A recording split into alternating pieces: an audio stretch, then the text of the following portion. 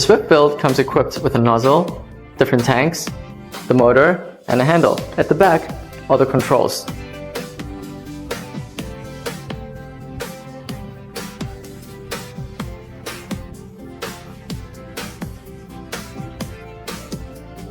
It comes with different tanks so that each color can have its own tank, and you can also store your resin in it.